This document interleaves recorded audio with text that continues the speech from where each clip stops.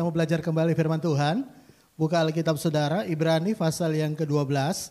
Kita baca di ayat 15. Sekali lagi Ibrani 12 ayat yang ke-15. Satu ayat aja, firman Tuhan berkata demikian.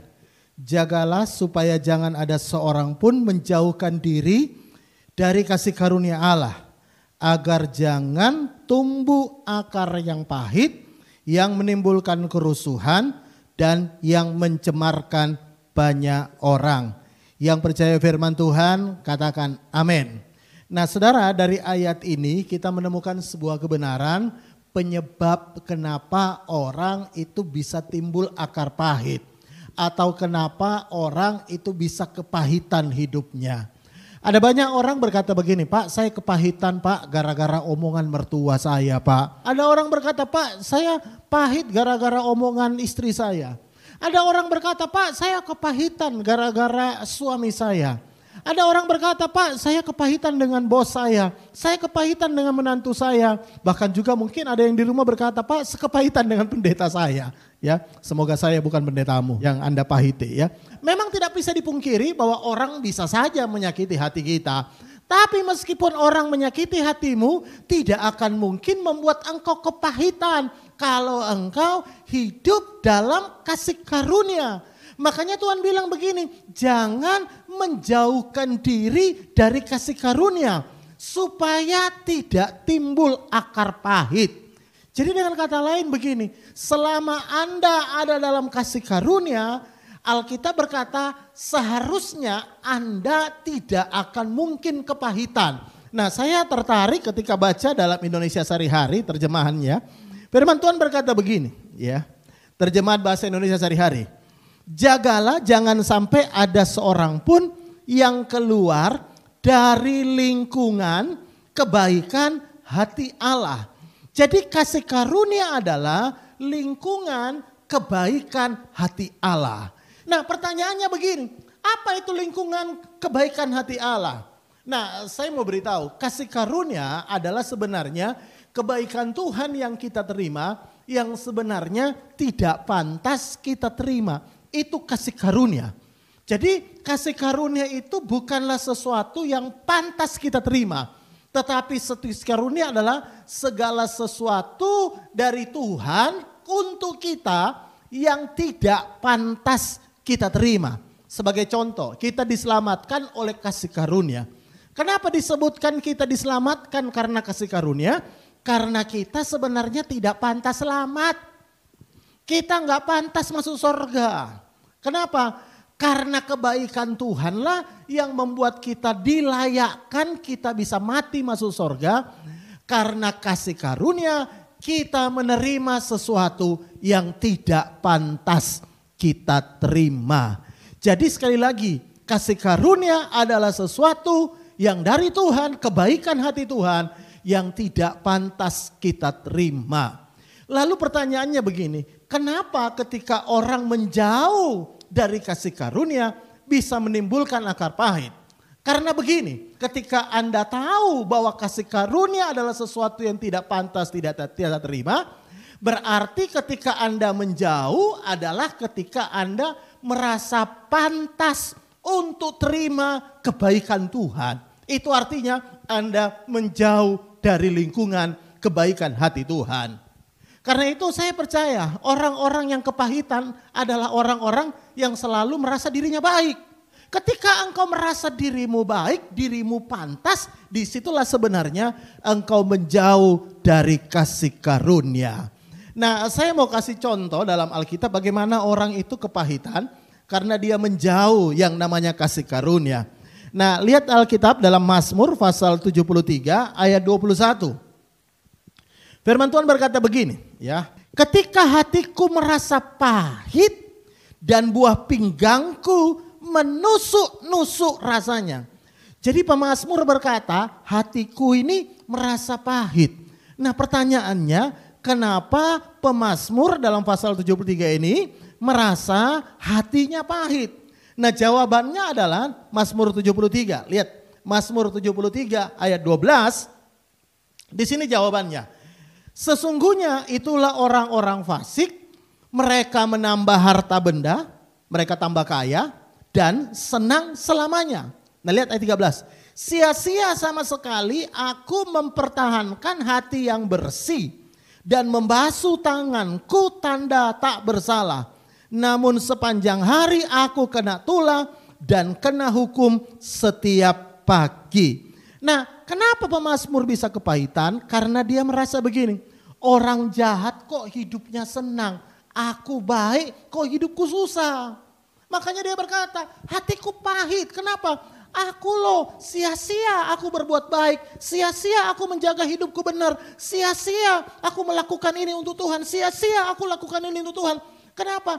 Karena aku baik, kok kenapa keadaanku kayak gini? Sementara aku melihat ada banyak orang jahat, orang-orang fasik, hidupnya enak, tambah kaya. Makanya pemazmur berkata, hatiku pahit. Nah disinilah kuncinya ya. Kenapa sih kita harus berbuat baik? Kenapa kita harus menjaga tangan kita bersih? Kenapa harus kita menjaga kelakuan kita? Kita menjaga hidup kita bukan supaya kita terima anugerah. Tapi kita menjaga hidup kita karena kita sudah lebih dulu terima anugerah Tuhan. Kita sudah lebih dulu terima sesuatu yang tidak pantas kita terima. Itu yang mendorong kita berbuat baik. Makanya begini ya, ada orang berkata, Pak saya kepahitan dengan orang itu. Sudah saya bantu Pak, ditulung malah mentung Pak. Wah Pak orang itu Pak, saya dulu bantu Pak dia. Sampai dia sukses, sekarang Pak, dia setelah sukses Pak, bukannya apa Pak ya, dia ditolong malah mentung Pak, dia malah saya tolong Pak, malah nyakitin hati saya. Nah pertanyaannya kembali, kenapa Anda tolong dia dulu? Kalau Anda tolong dia supaya Anda terima yang baik, itu bukan kasih karunia. Karena kasih karunia sesuatu yang tidak pantas Anda terima. Harusnya setiap orang yang menolong orang lain berkata begini, saya tolong engkau karena saya sudah lebih dulu ditolong Tuhan. Bisa bilang amin. Saya tidak pantas ditolong Tuhan, tapi saya ditolong Tuhan. Karena itu saya tolong engkau karena saya sudah lebih dulu terima kebaikan Tuhan. Sesuatu yang tidak pantas saya terima. Makanya begini, semakin Anda merasa dirimu baik, makin gampang Anda kepahitan. Karena semakin Anda merasa dirimu baik, maka Anda semakin menjauh dari kasih karunia Tuhan. Karena kasih karunia akan selalu berkata, bukan kita yang baik, tapi Tuhan yang baik. Saya bisa dengar kata amin. Bukan kita yang baik. Kalaupun saya bisa berbuat baik, karena Tuhan lebih dulu berbuat baik dalam hidup saya. Kalaupun saya bisa bantu orang, karena Tuhan sudah banyak membantu saya. Kalaupun saya bisa mensupport orang, kalaupun saya bisa berbuat baik kepada orang, karena saya sudah terima lebih dulu kebaikan Tuhan. Itu prinsip kasih karunia. Jadi kasih karunia itu sebenarnya begini, mendorong orang untuk jadi baik, tapi bukan untuk terima, tapi karena sudah menerima kebaikan Tuhan. Saya bisa dengar kata amin. Saudara tahu Yesus nyelamatin kita, dengarkan ini. Dia nyelamatin kita bukan dengan hukuman. Dia menyelamatin kita dengan menyatakan kebaikan. Yesus turun di muka bumi ini membuat kita jadi baik. Karena itu saya beritahu, Anda berubah, Anda melakukan yang baik, Anda menjaga hidupmu bukan karena supaya engkau terima dari Tuhan. Tapi engkau sudah lebih dulu terima. Saya bisa dengar kata amin. Kalau saudara baca dalam Matius 18 ya, di situ ada seorang yang punya utang 10.000 talenta. Ya. Raja melepaskan dia karena dia tidak sanggup bayar. Lalu apa yang terjadi? Hatinya senang, dia keluar. Lalu dia lihat temannya yang punya utang 100 dinar. Dia cekek temannya dan bayar utangmu. Ya. Lalu apa yang terjadi? Rajanya mendengar. Lalu rajanya marah, memanggil orang itu kembali. Lalu kembali menjebloskan dia dalam penjara.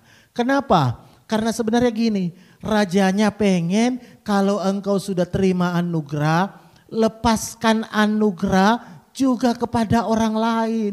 Kalau dia ingat bahwa dirinya sudah terima anugerah, dia nggak mungkin cekik temannya. Hari ini saya mau beritahu kepada saudara, ya, dengarkan baik. Hidupmu hari ini, siapa yang baik di hidupmu? Apa engkau yang baik atau Tuhan yang baik? Semakin engkau rasa dirimu baik, maka semakin gampang engkau kepahitan. Tapi semakin engkau lihat Tuhan yang baik, engkau akan terhindar dari kepahitan. Engkau mungkin berkata, Pak, saya sudah bantu orang itu, tapi orang itu malah mentung, Pak. Enggak apa-apa, karena saya terima lebih banyak dari Tuhan daripada apa yang orang itu lakukan kepada saya. Kita ini orang Indonesia punya budaya yang disebut budaya untung, ya. Untung apa? Kalau saudara tahu, ada orang kecelakaan, ya. Kecelakaan patah tangannya. Orang akan bilang, untung ya, cuma tangannya yang patah. Loh, coba. Tangan patah dibilang untung. Saudara tahu kenapa orang bilang untung tangannya patah? Karena bukan lehernya yang patah. Ya. Ada orang kecopetan, untung ya kau cuma kecopetan. Uang yang di dompetmu aja hilang, tapi uang di rekeningmu masih ada. Untung. Loh, orang kecopetan kok dibilang untung? Karena apa? Karena dia lihat ada masih begitu banyak yang baik yang Tuhan masih berikan dalam hidupnya, yang sudah berikan dalam hidupnya. Makanya dia tidak konsentrasi akan apa yang hilang, dia tidak konsentrasi akan apa yang baik dalam dirinya, tapi dia selalu lihat konsentrasi akan kebaikan Tuhan di dalam hidupnya. Karena itu sekali lagi saya mau tanya sama Anda, menurut Anda siapa yang baik dalam hidupmu? Engkau yang baik? Ada orang berkata, Pak, saya sudah melayani dulu, Pak. Waktu sebelum corona saya setia luar biasa. Kurang apa coba aku? Saya itu, Pak, semua ibadah saya datang, Pak. Saya rajin berdoa. Saya rajin puasa. Saya rajin, Pak, beribadah. Lihat, Pak, setelah corona sepi dagangan saya. Pekerjaan saya hilang, Pak. Gimana? Tuhan kok tidak berkati saya? Tuhan kok tidak buat mujizat dalam hidup saya. Percuma dong saya melayani, percuma dong saya berbuat baik, percuma dong saya sungguh-sungguh, percuma saya doa, percuma saya puasa, percuma saya melayani. Kalau Anda bilang begitu berarti Anda yang baik. Bukan Tuhan yang baik. Anda yang baik. Saya mau beritahu, kalau Anda masih bisa melayani, itu bukan karena Anda yang baik. Karena Tuhan baik memberikan kita kesempatan untuk melayani Tuhan.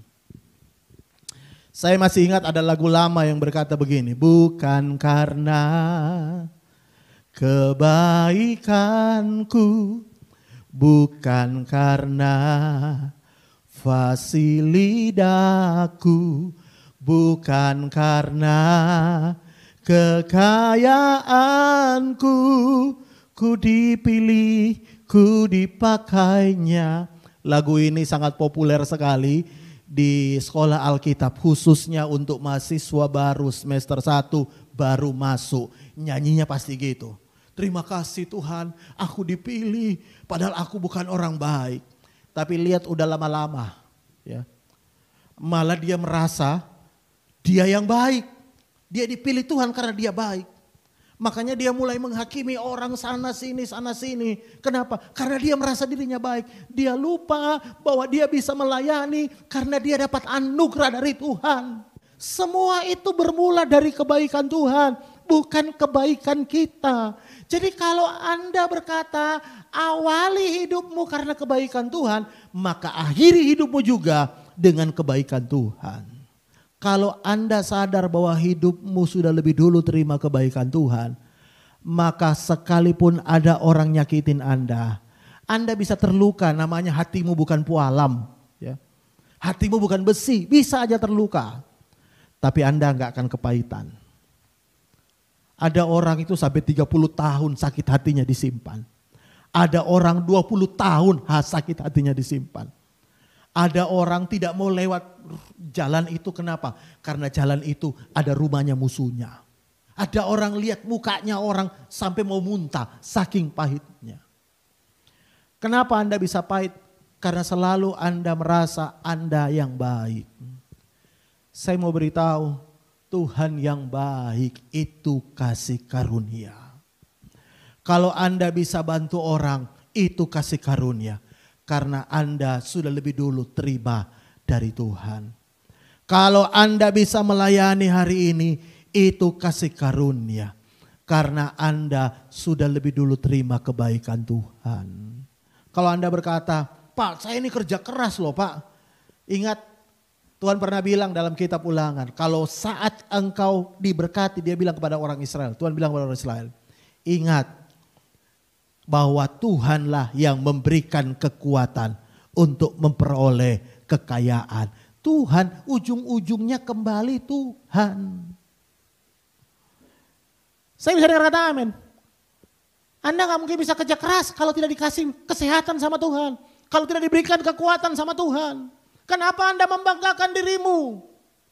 Semakin Anda membanggakan kebaikanmu, engkau lupa kebaikan Tuhan. Dan semakin gampang engkau kepahitan. Hari ini coba. Mulai setiap orang berkata begini. Ya, ayo tepuk dadamu dan berkata begini. Bukan aku yang baik, tapi Tuhan yang baik. Bisa lebih keras lagi. Bukan aku yang baik, Tuhan yang baik. Sekali lagi, bukan aku yang baik, Tuhan yang baik. Ayo bapak-bapak bilang sama istrimu, bukan aku yang baik, Tuhan yang baik. Ya. Ayo ibu-ibu bilang sama suamimu, bilang apa Pak? Aku yang baik, kamu yang jelek. Enggak, tapi Anda bilang, aku kalau bisa baik sama kamu Pak, sebenarnya kamu gak pantas dibaikin. Tapi Tuhan sudah berbuat baik dalam hidupku, makanya aku berbuat baik kepadamu. Aku gak mau kepahitan dengan apa yang kau sudah lakukan, karena aku sudah terima kebaikan Tuhan lebih dulu. Bisa bilang amin? Saya gak tahu hari ini keadaan Anda, apakah Anda lagi kepahitan karena pekerjaanmu hari ini sepi, padahal engkau sudah pelayanan, engkau sudah sungguh-sungguh dengan Tuhan. Saya gak tahu keadaanmu hari ini, engkau kepahitan mungkin dengan keuanganmu, engkau kepahitan dengan pelayananmu, engkau kepahitan dengan banyak hal. Hari ini kunci supaya engkau tidak kepahitan, selalu jangan menjauhkan diri dari lingkungan kebaikan hati Tuhan. Puji Tuhan, saya tidak akan berpanjang firman Tuhan. Mari kita mau berdoa bersama. Mari angkat tangan kananmu, taruh tangan kiri di dada. Bapa, hamba berdoa dalam nama Tuhan Yesus, buat setiap kami yang mendengarkan siaran ini Tuhan. Dimanapun kami berada, Tuhan menjangkau kami, Tuhan menjamah kami dengan kuat kuasa-Mu yang ajaib. Ingatkan kami kembali Tuhan, bahwa hidup kami adalah hidup karena anugerah. Kami awali kekristenan kami karena anugerah. Sampai kami pulang ke rumah Tuhan, kami tahu, kami akui, hidup kami karena anugerah. Bukan karena kerja keras kami, tapi karena kebaikan Tuhan. Tapi karena kami melihat kebaikan Tuhan, itu yang membuat kami kerja keras. Karena kami melihat kebaikan Tuhan, itu yang membuat kami jadi baik. Karena kami lihat kebaikan Tuhan, itu yang membuat kami meninggalkan dosa. Terima kasih Bapa, terima kasih. Apapun keadaan kami percaya Tuhan tetap pelihara. Tuhan tetap baik dalam hidup kami. Tuhan tetap bertanggung jawab atas hidup kami. Terima kasih Bapa, dan mari buka tanganmu sama-sama dalam nama Tuhan Yesus. Setiap kita yang percaya, mari aminkan dengan imanmu di dalam nama Tuhan Yesus. Tuhan memberkati engkau dan melindungi engkau. Tuhan menyinari engkau dengan wajahnya dan memberikan engkau kasih karunia. Tuhan menghadapkan engkau dengan wajahnya dan memberikan engkau damai sejahtera. Dalam nama Tuhan Yesus, setiap kita yang percaya terima warisan anak sulung berkat double porsi dalam tahun penyertaan Tuhan yang sempurna. Sama-sama katakan amin, amin, amin.